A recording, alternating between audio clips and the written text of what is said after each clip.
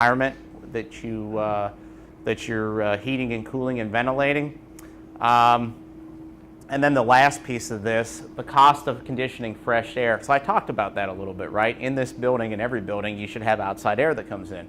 The problem with that is if we're trying to condition this space to 70 degrees and it's 90 some outside, that's a problem. So there's some ways, some technologies you can implement to do this, so you need to be aware of that. So effects on poor IAQ, indoor air quality on occupants. So you get complaints, right? When people aren't comfortable, you'll have trouble calls.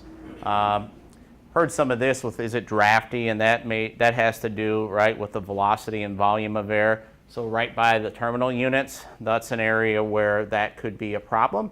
That can be remedied with diffusers and good office layout of furniture and such where people sit.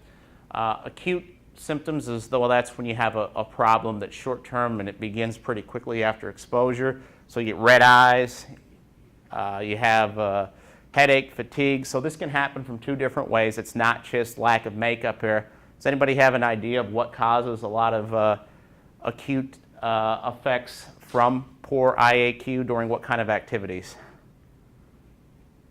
Did you ever do any remodeling in an office when the building's occupied? How about adhesive for carpeting? How about painting? Yep. So it's the adhesive in the new material that's off-gassing. So you got to be careful whenever you're conducting construction activities in an occupied space. How about something else? Pest control. We talked about that a little bit, right? You got to make sure you have a good plan and know what's being used for chemical treatment, when it's being used, and another thing, when it's being sprayed outside, a lot of people may feel, well, geez, we don't go outside with a commercial office building. Where's the air intake at for your buildings? So that can be another issue. And then more chronic issues. So we talked about some of this already, right? Asbestos and other harmful chemicals. So those cause long-term serious health issues, cancer, respiratory issues, pneumonia. And somewhere in between there you have, has anybody had Legionnosis before? Legionella? Anybody caught Legionella? I have. It's not fun. I'll tell you that. So with that, you want to make sure that you're doing everything the right way. So sick building syndrome versus building-related illness. So the first one, sick building syndrome, you really don't have a specific diagnosis for the symptoms that an individual, a tenant experiences, and when they leave the building, guess what happens? It goes away, right? So it's more of an irritant than it is a specific problem. When you get into this here, building-related illness, well, that's where you have serious issues. So Legionnaire's disease, you have that. You have some people won't necessarily get Legionella or Legionnosis, I guess, but they'll get pneumonia just because of asthma-induced pneumonia. I don't know if anybody has heard of that, but those that have asthma, it can manifest into pneumonia, and that all can be caused by when you have these issues down here, okay? So you really got to watch for that stuff. Everybody's different. Some people have sinus issues as well, and it may not affect everybody. It may only affect one person, but that's why you have to look at this. Sources of poor IAQ, well, improper air temperature. You know, you should have a standard. ASHRAE recommends a good temperature and humidity range. Remember, it's not just the one, you need both. So up here it gives you an example of a standard. You should have a policy at your company. That policy should align with best practice. So here's the humidity levels in here.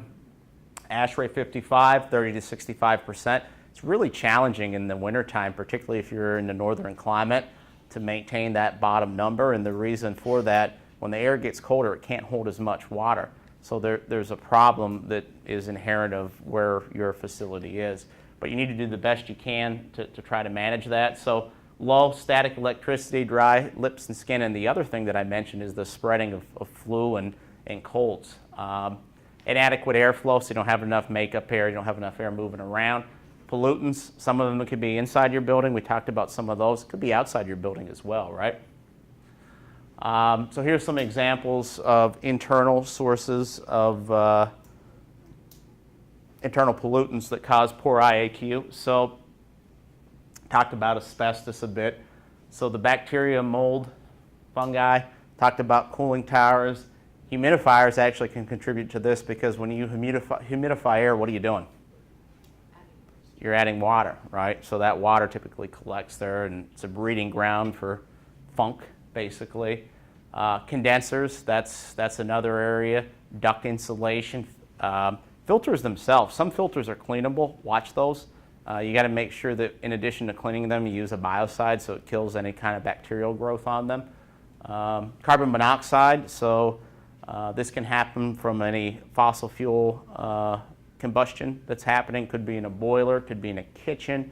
You got to watch that. Combustion in general, generators are a big one. You got to make sure they're vented properly. A lot of larger generators, there'll be louvers in the building where they're located. You got to make sure those louvers work. If they're piped out, you got to make sure the piping is intact. Often there's the most frequent place I've seen there to be issues is there's an isolator between the hard pipe and the generator flex connection. It's either rubber or expanded metal that can break. Lead, formaldehyde, fibers, particles, so there's some list of where that can come from. This is a big one right here, cleaning supplies. You got to make sure that you're using the right cleaning supplies at the right time and the right quantities. And that's all part of having a good specification, whether you do it internally or externally. Radon, that's a concern in some areas, not so much in others. I'll tell you where you really have to watch with a lot of things on this list. Healthcare facilities, universities, more so than any of those, daycare centers. There's different standards for those. So it depends on, where you are geographically and the use of your building. Improving IAQ, what can you do? Monitoring is one. I've had to have air sampling done in numerous areas where there have been complaints or we thought there was a problem. Make sure when you do that, you retain those records, note where you had the issues. Normal walkthroughs, view complaints, logs, try to determine if there's a problem. So, that gets into gathering the details. Maintenance is a big one. When you have these plans, if you develop the standards, make sure you complete the work. So that's something else. And then lastly, you want to make sure that you have a good management plan. So that includes some of the things I talked about. Operating and maintaining the HVAC the right way. Make sure you listen to your occupants and you have a process to deal with their complaints. Design and construction, I'm not going to go in detail here, but you got to make sure when you have occupied space, as I mentioned, you're going through a construction project that you manage IAQ the right way. It's not possible to build new construction on a new facility that isn't occupied all the time. So this is something you're going to have to deal with, and you got to make sure you set the expectation with the contractors, right? If it's outsourced, which often construction is. So pest control, we talked about this enough. Talk a little bit about pest control. Has anybody heard of integrated pest management?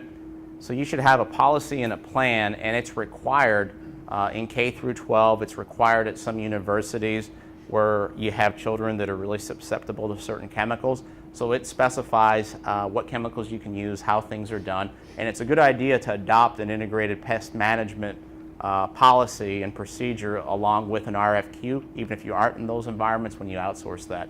EPA has a lot of good resources that you can download if you're interested in what an IPM looks like, and I'm sure some of your colleagues do as well. K through 12, like I said, it's mostly required in every state. So this is a bit of renovation and remodeling, what you need to look at. So here's one over here, educating occupants. If you allow smoking, which it's interesting, I'm old enough now to remember whenever you used to go out to restaurants and bars, there was smoke everywhere. You go to a concert, you'd have to take your clothes, it just was terrible. Now it's changed, right? There's not a whole lot of places that you can smoke in public. A lot of companies do, though, permit smoking in smoking areas.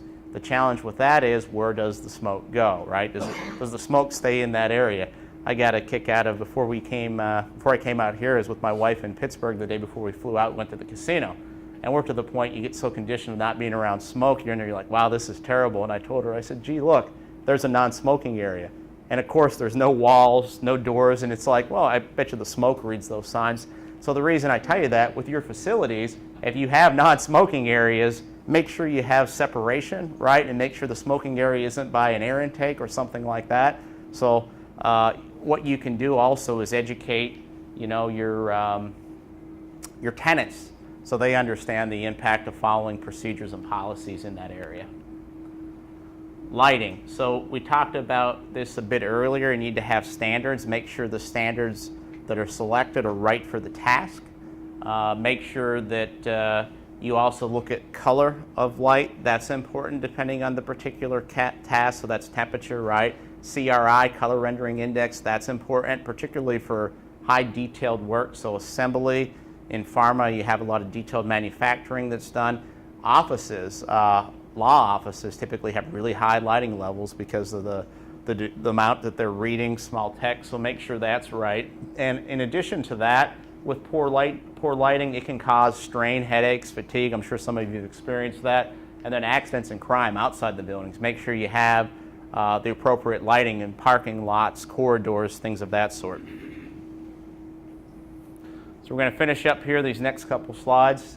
I'm going to take some questions for you. Skip through that one. Go through noise, and I think we're going to wrap it up. So on the left or right, we'll start with the chart. There's different activities in the decibel level. So there's a requirement, and in here there's different agencies depending on where you're at. I think everybody here's from the US. So if you get a time weighted average of a certain level over a certain period, ear protection is mandatory. What you want to make sure is if you contribute to that you can alleviate it the best way possible by using quieter equipment. Here's the best thing. Perform the work when your occupants aren't there, and make sure the people that are performing the work have the right PPE, ear plugs, ear muffs, and then some other things that you can do with noise management. And we'll leave with this. It starts with really having a good layout design of your office area, but you can do other things like pumping white noise in. Does anybody have white noise in their facilities? Yeah, it really helps. So that can be a benefit. You may want to look at that. And then systems, you could have issues with your mechanical systems, your electrical systems, rattle, knocking, so on and so forth. So take a look at that. So it's 5 o'clock. We're going to wrap up. The last section that we didn't cover, we'll cover online, but we got through a lot of material. I think that's enough. We had you drinking from a fire hose here for 2 days. So take a couple minutes. Does anybody have any questions overall?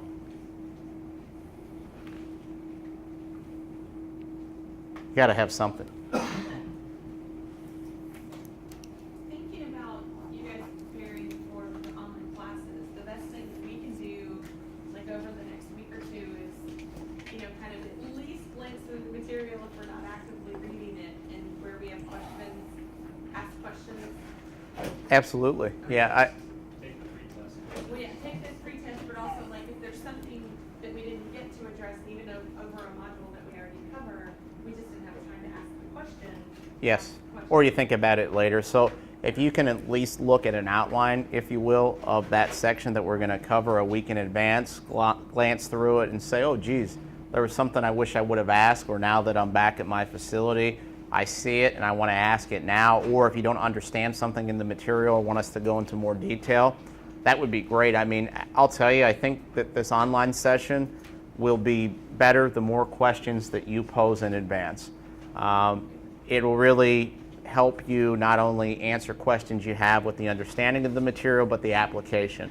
So I'd encourage all of you, I know you're busy, I know you have families, you have a job, but if you can at least glance through this section, so as you see in the syllabus, it is defined what we'll cover per week. At least glance through it, spend 15, 30 minutes, see if you have any questions overall, or there's some things you want to ask, or some things that came to mind, and we'll try to do that during the sessions.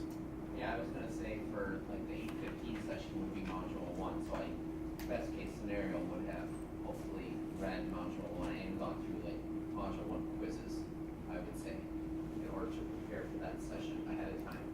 That way get a good collection of questions from the group and gone through the material.